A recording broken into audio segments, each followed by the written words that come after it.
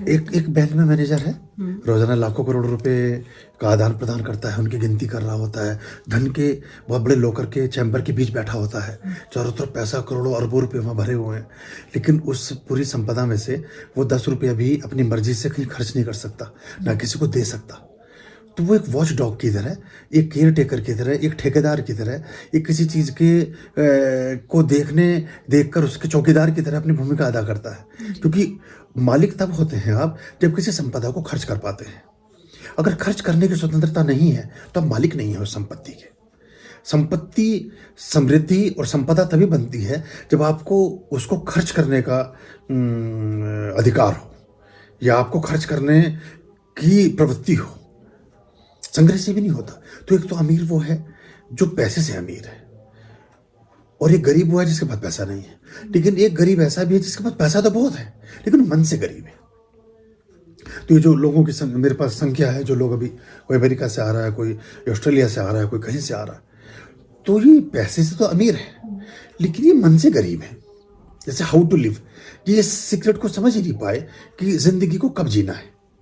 हमने लाइफ शुरू की, किसी लड़के और लड़की के बीच परिचय हुआ, उनका प्रेम संबंध हुआ, उन्होंने विवाह कर लिया, उन्होंने अपना करियर बनाना शुरू किया। तो करियर बनाने के लिए जीवन में बहुत सारे टास्क थे। पहले 5 साल में, 4 साल में, 2 साल में उन्हें लगता था कि मकान का किराया भी देना है, घर में राशन भी लाना है, अच्छी एनिवर्सरी पे कपड़े भी खरीदने हैं, कुछ गिफ्ट भी लेना है। ठीक है, आप परिश्रम आपने खूब किया, लेकिन 2-4 साल में परमात्मा ने आपको ऐसा ओवरफ्लो कर दिया, ऐसा सेल्फ सफिशिएंट कर दिया कि अब आपको उसके लिए बहुत ज़्यादा सोचने की ज़रूरत नहीं है।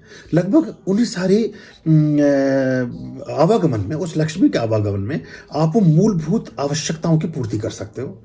आप उपहार भी दे सकते हो, आप होटल में जाके एक कभी खाना भी खा सकते हो, आप थोड़ी देर कहीं घूमने भी जा सकते हो एक आध टाइम, आप किसी मित्र परिचित की किसी फंक्शन में भी जाके शरीक हो सकते हो, आप कभी अकेले बैठ के अपने साथ समय भी बिता सकते हो और मनपसंद चीज़ों के साथ अपने जीवन का निर्वाह कर सकते हो। लेकिन सबसे पहले दिक्कत ये होती है कि हम ये सब कट कर देते हैं। क्योंकि धन की गति क्या है अलक्ष्मी की, कि वो जब आती है तो मति पहले हरती है। जब नाश मनुष्य पर छाता है पहले विवेक मर जाता है। तो नाश मनुष्य का ही नहीं, लक्ष्मी का भी अगर नाश होना है, अगर समय का भी नाश होना है, अगर सारी चीज़ों का खात्मा होना है, मतलब समाप्त होनी है, तो आपको कभी उसके बारे में विवेक ही पैदा नहीं होगा। और जिंदगी में खुशियां बहुत पैसों से नहीं आती हैं, पर सच्ची बात तो ये कि पैसों से आती नहीं है। अगर गुलाब बांटने से प्रेम हो रहा होता तो माली पूरे शहर का महबूब होता। फ्लावर विक्रेता सारी शहर की प्रेमिकाएं उसके आसपास घूम रही होती, वो तो रोज ही गुलाब बांट रहा है। गुलाब से कुछ नहीं होता। ये किसी और चीज से कुछ होता है, वो हम संपदा खो देते हैं।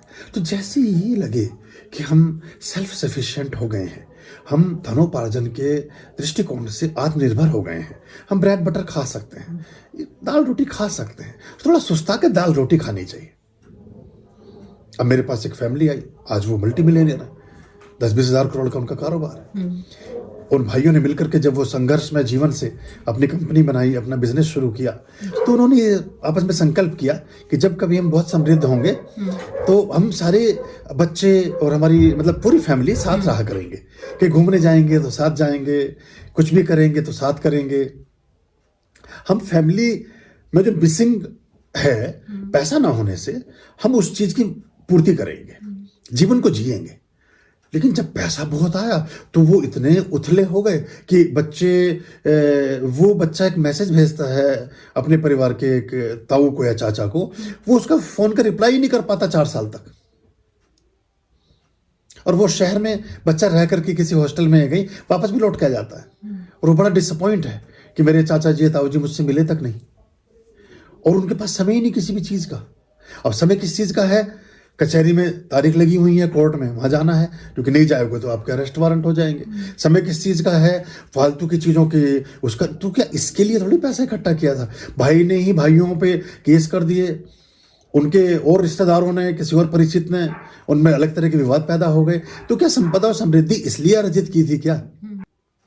तो ये बुद्धिमत्ता का अभाव हो रहा है। पहले ऐसा नहीं था। पहले जब आदमी पैसा कमा लेता था, उसे लगता था कि फिर वो थोड़ा अपने परिवार के साथ रहता था, चाहे वो वैष्णो देवी घूमने जाए, चाहे वो कुंभ के मेले में जाए, चाहे गंगा स्नान को जाए, चाहे वो साप्ताहिक पैठ में ही जाए, चाहे वो मेले सर्कस तमाशे में कहीं मौत का कुआं दिखाने, कहीं जादू दिखाने, कहीं सर्कस दिखाने लोगों को लेके जाता। अब तो दुनिया खत्म हो गई एकदम। हर चीज हम सोच रहे हैं कि हम पैसे से कर लेंगे, नहीं कर सकते हो आप।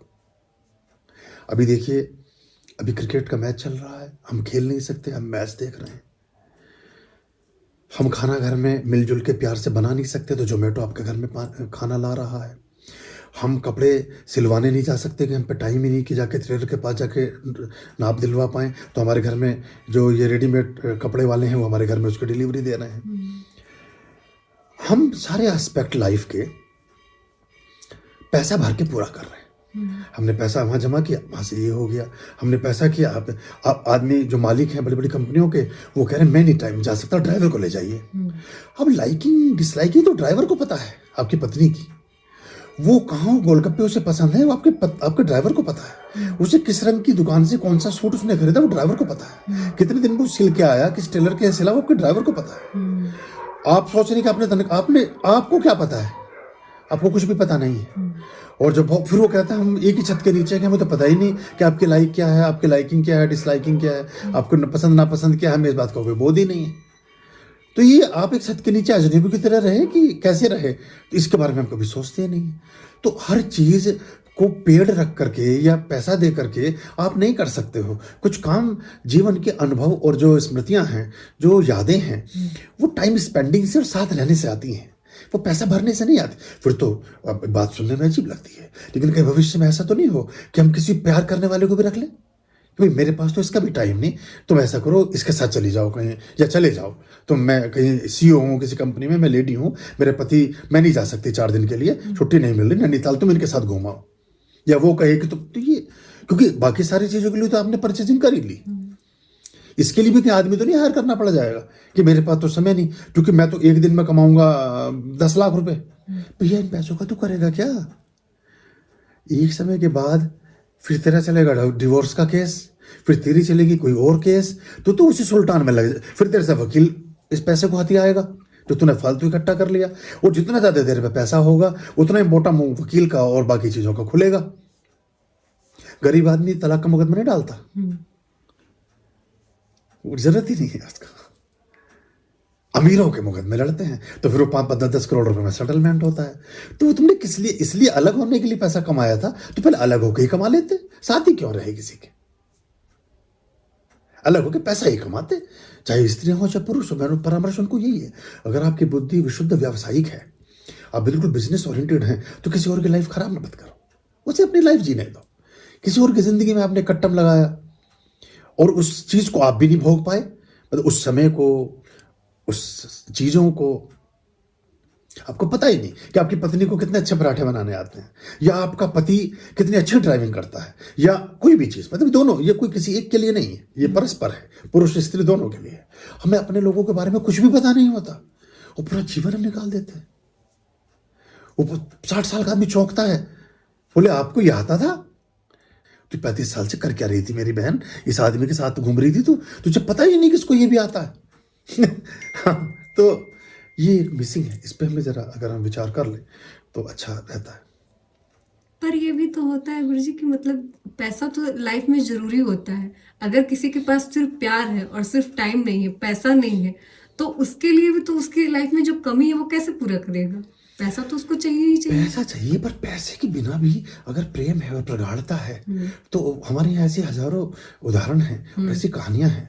स्त्री पैसे की दीवानी नहीं है, मैं आपको बताऊं, उसे जरूर महसूस होती है, क्योंकि वो जीविकोपार्जन में हमने उसकी परवरिश नहीं की। तो प्राय ऐसा लगता है जैसे स्त्री धन में बड़ी उत्सुक है, लेकिन स्त्री धन में कम उत्सुक है, शक्ति में ज्यादा उत्सुक है।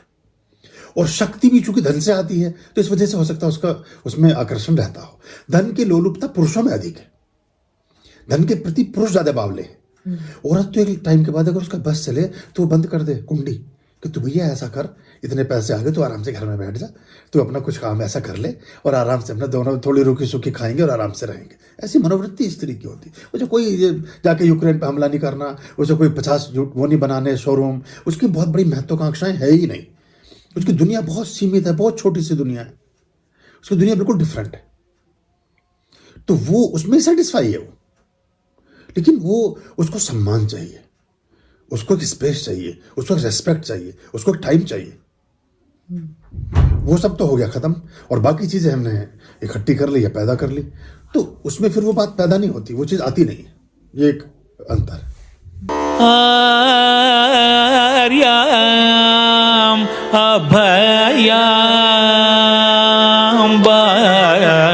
भज रे